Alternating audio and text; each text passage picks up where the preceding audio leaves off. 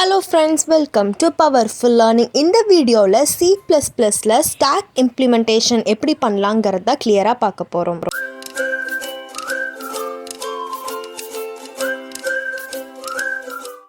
Daily இதே மாதிரி யூஸ்ஃபுல்லான அப்டேட்ஸ்க்கு பவர்ஃபுல் லேர்னிங் சேனலை மறக்காமல் சப்ஸ்கிரைப் பண்ணிக்கோங்க. பக்கத்தில் இருக்கிற பெல் பட்டனையும் கிளிக் பண்ணி ஆல்னு கொடுங்க. அப்போ தான் நான் போடுற வீடியோ எல்லாமே டெய்லியுமே உங்களுக்கு நோட்டிஃபிகேஷனாக வரும். நீங்களும் அதை ஆக்சஸ் பண்ணிக்கலாம்.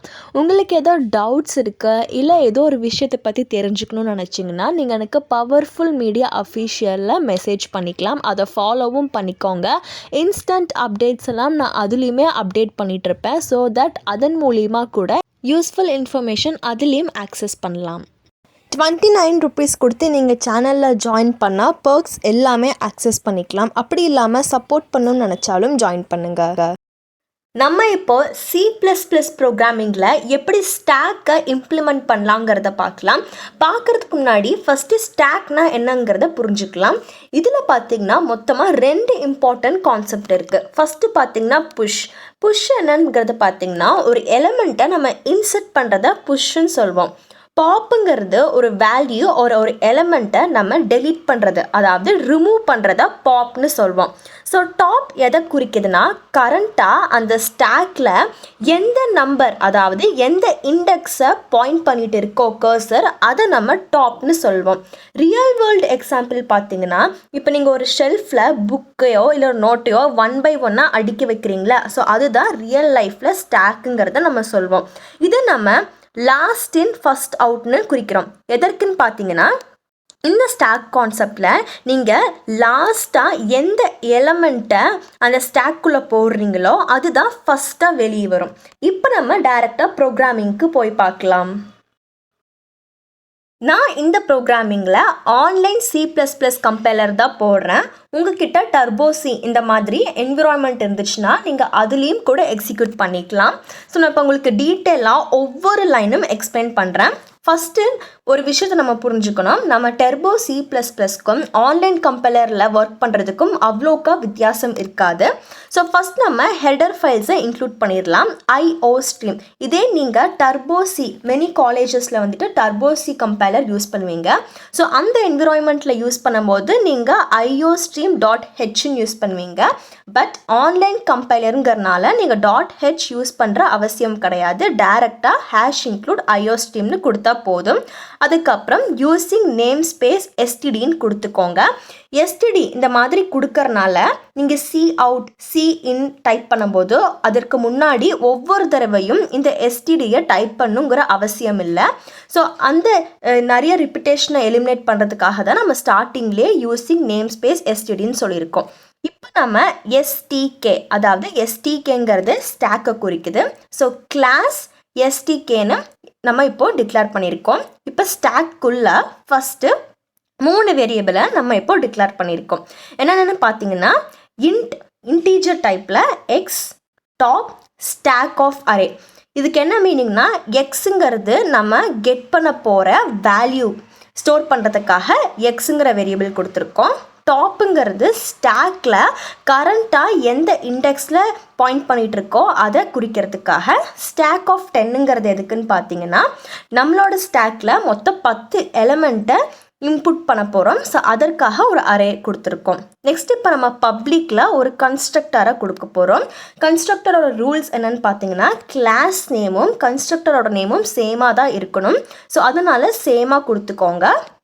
அதுக்குள்ளே டாப் ஈக்குவல் டு 0 இனிஷியலைஸ் பண்ணிக்கோங்க. இனிஷியலாக, அதாவது பொதுவாகவே ஃபஸ்ட்டு ஒரு அரேயில் ஃபஸ்ட்டு நீங்கள் கொடுக்கும்போது ஃபஸ்ட்டு ஒரு இதை எலமெண்ட்டை நீங்கள் இண்டிகேட் பண்ணும்போது அது 0ன்னு தான் கொடுப்போம். ஸோ கம்ப்யூட்டர் ப்ரோக்ராமிங் லாங்குவேஜ் படிச்சிருக்கவங்களுக்கு தெரியும். ஸோ இப்போ அரேன்னு எடுத்துக்கிட்டால் அதோட இண்டெக்ஸ் 0 1 2 3 தான் ஸ்டார்ட் ஆகுமே தவிர டேரெக்டாக 1 2 3 ஸ்டார்ட் ஆகுது. அதனால நம்ம ஃபஸ்ட் டாப் ஈக்குவல் டு 0ன்னு கொடுத்துக்கிறோம். அதுக்கப்புறமா இதுக்குள்ளே ஃபஸ்ட்டு நம்ம ஒரு ஃபங்க்ஷனோடைய ப்ரோட்டோடைப்பை கொடுக்க போகிறோம். மொத்தமாக 3 ஃபங்க்ஷன் யூஸ் பண்ண போகிறோம். புஷ், அதாவது நம்ம எந்த எலமெண்ட்டை இன்சர்ட் பண்ண போகிறோமோ அதற்கு ஃபங்க்ஷன் எழுதுவோம்ல, ஸோ அந்த ஃபங்க்ஷன் புஷ். நெக்ஸ்ட்டு எந்த எலமெண்ட்டை ரிமூவ் பண்ண போகிறோமோ அதுக்கு நம்ம பாப்னு கொடுத்துக்கிறோம். டிஸ்பிளே, அதாவது ஸ்டாக்கில் எவ்வளோ எலமெண்ட் இருக்குங்கிறத தெரிஞ்சுக்கணுன்னா டிஸ்பிளே. ஸோ இந்த 3 ஃபங்க்ஷனோட ப்ரோட்டோடைப்பை நம்ம கிளாஸ்க்குள்ளே டிஃபைன் பண்ணி இங்கே நம்ம கிளாஸை க்ளோஸ் பண்ணிக்கிறோம். பார்க்குறதுக்கு முன்னாடி ஒரு குட்டி உதவி, என்னோட சேனலை 72% சப்ஸ்கிரைப் பண்ணாமல் பார்க்குறீங்க. ஸோ என்ன மாதிரி சில யூடியூபர்ஸ் உழைப்பை நம்பியே இருக்காங்க. ஸோ எங்களுக்காக ப்ளீஸ் சப்ஸ்கிரைப் பண்ணிடுங்க, ரொம்பவே ஹெல்ப்ஃபுல்லாக இருக்கும். நெக்ஸ்ட்டு இப்போ நம்ம கிளாஸுக்கு வெளியே ஸ்கோப் ரெசல்யூஷன் ஆப்ரேட்டரை யூஸ் பண்ணி புஷ் ஃபங்க்ஷனை நம்ம இப்போ என்னென்னங்கிறத டிஃபைன் பண்ண போகிறோம். ஃபஸ்ட்டு இந்த void STD scope resolution operator கொடுத்துக்கோங்க. ஏன்னா அப்போ தான் நம்ம கிளாஸ்லேருந்து அந்த ஃபங்க்ஷனை நம்ம இங்கே இம்ப்ளிமெண்ட் பண்ண போகிறோம். ஸோ ஃபஸ்ட்டு இந்த ஃபங்க்ஷன் புஷ் ஃபங்க்ஷனுக்குள்ளே என்ன பண்ண போகிறோன்னா, டாப் அதாவது அந்த இண்டெக்ஸ் டாப்புங்கிற இண்டெக்ஸ் 10 குறிச்சதுன்னா ஸ்டாக் ஃபுல்லாக இருக்குதுன்னு அர்த்தம்.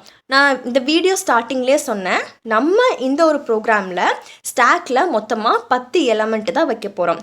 ஸோ 10வது எலமெண்ட் அதாவது ஃபுல்லி நிறைஞ்சு இருந்துச்சுன்னா அதை நம்ம ஸ்டாக் ஃபுல்லுன்னு தான் சொல்லுவோம்.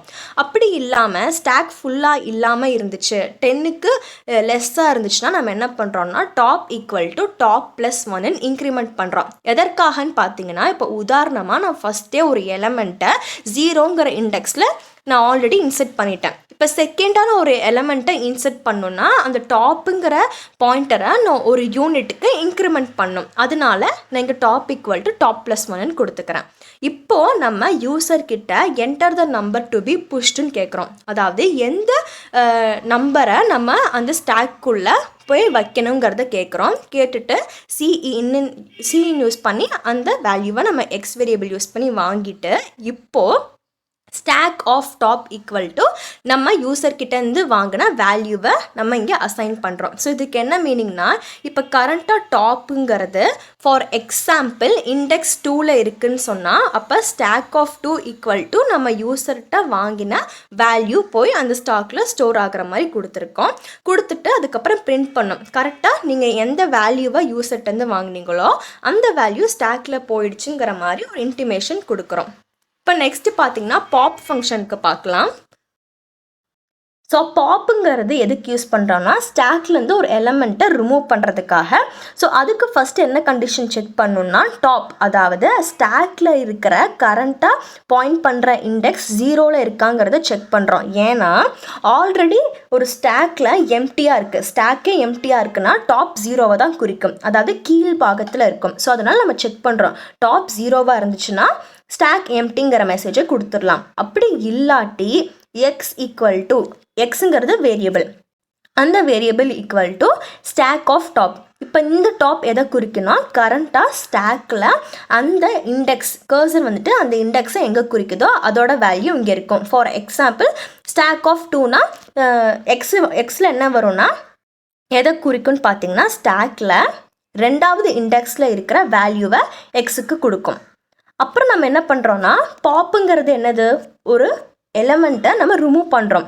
அதனால top equal to top minus 1ன்னு டிக்ரிமெண்ட் பண்ணுறோம். ஃபார் எக்ஸாம்பிள் ஸ்டாக்கில் 2வது இண்டெக்ஸில் ஒரு எலமெண்ட்டை வச்சுருக்கோம்.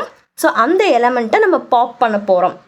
அப்போ என்ன பண்ணலாம், அந்த இண்டெக்ஸ் 2வதுல இருக்கிற இண்டெக்ஸை ஃபஸ்ட் இண்டெக்ஸ்க்கு மாற்றினா ஆட்டோமேட்டிக்காக செகண்ட் இண்டெக்ஸில் இருக்கிற வேல்யூ ரிமூவ் ஆயிரும். ரிமூவ் ஆகிட்டு நம்ம யூசர்கிட்ட த வேல்யூ ரிட்ரீவ்ட் ஃப்ரம் ஸ்டாக் இஸ்ன்னு சொல்லிவிட்டு அந்த ஸ்டாக்லேருந்து எந்த எலமெண்ட்டை ரிமூவ் பண்ணுறோமோ அதை நம்ம இங்கே பிரிண்ட் பண்ணுறோம். Next display function. ஸோ நீங்கள் எழுதும்போது இந்த ஸ்கோப் ரெசல்யூஷன் ஆப்ரேட்டரை மறந்துடாதீங்க. ஸோ இதை நம்ம C++ல் இம்ப்ளிமெண்ட் பண்ணுறதுனால இந்த ஆப்ரேட்டர் ரொம்பவே முக்கியம்.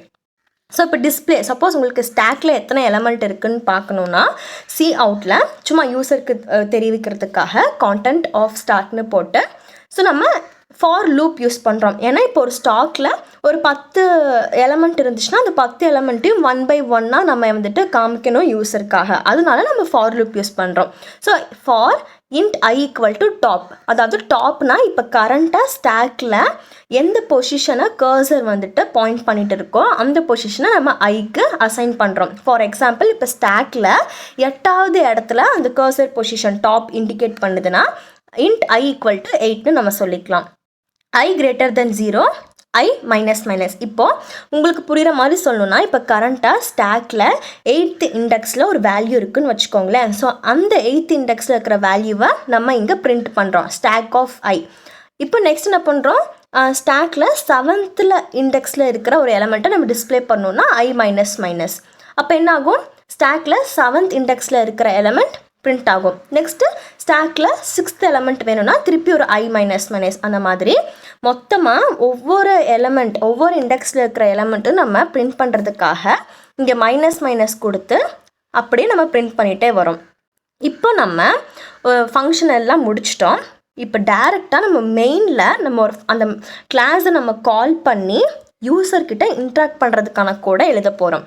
ஸோ அதுக்கு இன்ட் மெயினில் STK, இது உங்களுக்கு என்ன ஞாபகம் இருக்குன்னு நினைக்கிறேன், நம்ம கிளாஸோட பெயர் தான் STK. ஸோ அதுக்கு எஸ்ங்கிற ஒரு ஆப்ஜெக்ட் கொடுத்துக்கலாம். இன்ட் ஏன்னு நம்ம ஒரு டிக்ளேர் பண்ணிக்கலாம். சி அவுட்டில் சும்மா இதெல்லாம் பார்க்க நல்லா இருக்கணுங்கிறதுக்காக தான் டிசைன், நடுவில் ஸ்டாக்குங்கிற ஃபங்க்ஷன் தெரியணுங்கிறதுக்காக. இப்போ டூ வைல் லூப்பில் ஃபஸ்ட்டு டூ போட்டுக்கோங்க. ஓப்பன் பண்ணிவிட்டு யூசர்கிட்ட நம்ம கேட்குறோம், உங்களுக்கு எந்த ஆப்ஷன் உங்களுக்கு வேணும், புஷ் பண்ணணுமா, பாப் பண்ணணுமா, ஸ்டாக்கில் இருக்கிற எலமெண்ட்டை டிஸ்பிளே பண்ணணுமா, இல்லை ப்ரோக்ராமை எக்ஸிட் பண்ணுறோமான்னு கேட்குறோம். கேட்டுட்டு உங்கள் சாய்ஸை என்ட்ரு பண்ணுங்கிறதையும் சொல்கிறோம். ஸோ யூசர் ஒரு சாய்ஸை என்ட்ரு பண்ணுவாங்களே, அதை நம்ம இன்ல வாங்குறோம். இப்போ ஸ்விட்ச் கேஸ் யூஸ் பண்ணுறோம். ஸ்விட்ச் கேஸ் யூஸ் பண்ணி யூசர் சப்போஸ் 1, அதாவது யூசருக்கு ஒரு வேல்யூவை புஷ் பண்ணணும்னா அவங்க 1ன்னு தான் என்டர் பண்ணியிருப்பாங்க. ஸோ இப்போ ஸ்விட்ச் 1னா அது கேஸ் 1ஓட போய் மேட்ச் ஆகும். ஸோ இப்போ நம்ம கேஸ் 1ல் என்ன எழுதியிருக்கோன்னா சிம்பிளாக s.push, அதாவது ஸ்டாக் கிளாஸோடைய ஆப்ஜெக்ட் எஸ்ஸை வச்சு நம்ம அந்த புஷ் ஃபங்க்ஷனை கால் பண்ணுறோம். Next break. இதே யூசர் 2ங்கிற நம்பர் கொடுத்துருந்தாங்கன்னா பாப் ஃபங்க்ஷனை நம்ம அந்த ஆப்ஜெக்ட் வச்சு கால் பண்ணுறோம். அதே மாதிரி கேஸ் 3 நம்ம வந்துட்டு டிஸ்பிளேன்னு எழுதியிருந்தோம். ஸோ அப்போ டிஸ்பிளே ஃபங்க்ஷன் டிஃபால்ட் எதுக்குன்னு பார்த்தீங்கன்னா யூசர் 1லேருந்து 4 வேல்யூ கூட எதுவுமே கொடுக்காம வேறு ஏதோ கொடுத்துருக்காங்க, 5, 6, 7, 8ன்னு நம்ம ப்ரொவைட் பண்ணாத ஒரு வேல்யூ கொடுத்துருக்காங்கன்னா இன்வேலிட் சாய்ஸ்ன்னு காமிக்கும். ஸோ நம்ம டூ வைல் லூப் யூஸ் பண்ணுறனால ஸோ வைலில் A<4 இருக்கிற வரையும் தான் இந்த லூப் வந்துட்டு எக்ஸிக்யூட் ஆகும். சப்போஸ் யூசர் 8, 9, 10 கொடுக்குறாங்கன்னா லூப் வந்துட்டு டெர்மினேட் ஆயிரும். அப்புறம் ரிட்டர்ன் 0. இப்போ நான் உங்களுக்கு இதை எக்ஸிக்யூட் பண்ணி காட்டுறேன். ஸோ இங்கே மேலே ரன்னுங்கிற க்ரீன் கலர் பட்டன் இருக்குல்ல, அதை கிளிக் பண்ணிக்கலாம். கிளிக் பண்ணோடனே ரன் ஆகிட்டு இருக்கு. ஸோ இப்போ பார்த்தீங்கன்னா உங்களுக்கு தெரியும் புஷ், பாப், டிஸ்பிளே, எக்ஸிட்னு காமிக்குது. ஸோ என்டர் த சாய்ஸ்னு கேட்குது. நான் உதாரணமாக 1ங்கிறத கொடுத்து என்ட்ரு பண்ணிக்கிறேன். இப்போ நம்ம 1ங்கிறது பார்த்திங்கன்னா புஷ் ஆப்ரேஷனுக்கானது. So enter the number to be புஷ்டுன்னு கேட்குது. நான் வந்துட்டு 20ன்னு கொடுக்குறேன். இப்போ the value pushed into stack is 20ங்கிறத தெளிவாக காமிக்குது. இப்போ நம்ம இன்னொரு எலமெண்ட்டை புஷ் பண்ணலாம். அதற்காக நான் சாய்ஸ் 1 கொடுக்குறேன். Enter the number to be pushed. இப்போ நான் 13 கொடுக்குறேன். So the value pushed into stack 13 இருக்குது. இப்போ தேர்ட் டைமும் நான் ஒரு எலமெண்ட்டை கொடுக்கலான்னு இருக்கேன். ஸோ நான் பார்த்தீங்கன்னா 111, அதாவது இங்கே மொத்தமே 4 ஆப்ஷன் தான் கொடுத்துருக்கோம். பட் நான் இங்கே 111ன்னு சம்மந்தமே இல்லாமல் கொடுத்துருக்கறனால இன்வேலிட் சாய்ஸ்ன்னு வந்திருக்கு. ஸோ இப்போ நம்ம அகெயின் பாப் பண்ணி காட்டுறேன். இப்போ ஆல்ரெடி நம்ம ஸ்டாக்கில் 20, 13ன்னு 2 எலமெண்ட்டை ஃபிக்ஸ் பண்ணியிருக்கோம். இப்போ நம்ம பாப் ஃபங்க்ஷனை பண்ணலாம். அதற்காக என்டர் த சாய்ஸில் 2ன்னு கொடுத்துக்கிறேன். So the value retrieve from stack, லாஸ்ட்டாக நம்ம எந்த வேல்யூவை கொடுத்தோமோ அதுதான் வந்திருக்கு. பார்த்தீங்கன்னா the value retrieve from stack 30. நம்ம லாஸ்ட்டாக ரீசெண்டாக 30ங்கிற வேல்யூ தான் கொடுத்தோம். நான் வேணால் இப்போ உங்களுக்கு ப்ரூஃப் காமிக்கிறேன். The value pushed into the stack 30. ரீசெண்டாக எது ஆட் ஆச்சோ அதுதான் ஃபஸ்ட்டாக உங்களுக்கு பார்த்தீங்கன்னா வெளியே வந்திருக்கு. இப்போது நான் இன்னொரு தடவை உங்களுக்கு ஒரு எலமெண்ட்டை இன்சர்ட் பண்ணி காமிக்கிறேன். இப்போ நான் 14 கொடுக்குறேன். நெக்ஸ்ட்டில் இப்போ டிஸ்பிளேக்காக 3ங்கிற வேல்யூவை கொடுக்குறேன். 3ங்கிறது டிஸ்பிளேவை குறிக்கும். இப்போ பார்த்தீங்கன்னா கான்டென்ட்ஸ் ஆஃப் ஸ்டாக்லுங்கிறதுல 40 and 20 2 எலமெண்ட் இருக்கிறதா எனக்கு ஷோ ஆகிருக்கு. இப்போ உங்களுக்கு ப்ரோக்ராம் எக்ஸிட் பண்ணணுன்னா 4ங்கிற சாய்ஸ் கொடுத்துக்கோங்க. இன்வேலிட் சாய்ஸ்ன்னு வந்து உங்களோட ப்ரோக்ராம் ஸ்டாப் ஆயிரும். ஸோ இந்த ஒரு இம்ப்ளிமெண்டேஷன் உங்களுக்கு புரிஞ்சுது அப்படின்னு சொன்னால் கமெண்ட் பண்ணுங்கள், லைக் பண்ணுங்கள், உங்கள் ஃப்ரெண்ட்ஸ்க்கும் ஷேர் பண்ணுங்கள். இந்த வீடியோ உங்களுக்கு பிடிச்சிருந்தா மறக்காமல் லைக் பண்ணுங்கள். உங்களுக்கு ஏதோ டவுட்ஸ் இருந்துச்சு, சஜஷன் இருந்துச்சுனாலுமே நீங்கள் கமெண்ட் செஷனில் கொடுக்கலாம். மறக்காமல் சேனலை சப்ஸ்கிரைப் பண்ணுங்கள்.